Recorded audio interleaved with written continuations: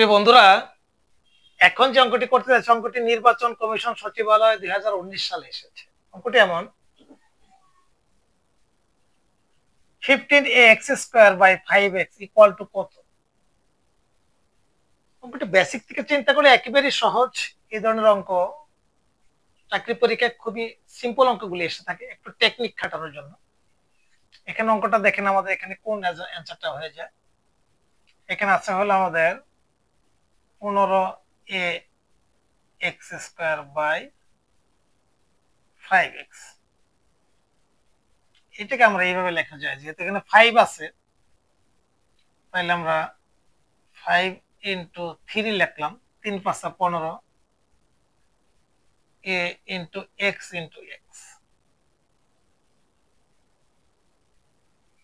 এখানে x² কে আমরা ভাঙাই লিখলাম, 15 কে ভাঙাই লিখলাম আমাদের সুবিধার্থে। x x কাটা, 5 5 কাটা, তাহলে থাকলো কি আমাদের 3ax। কোথায় আছে আমাদের? এখানে আছে।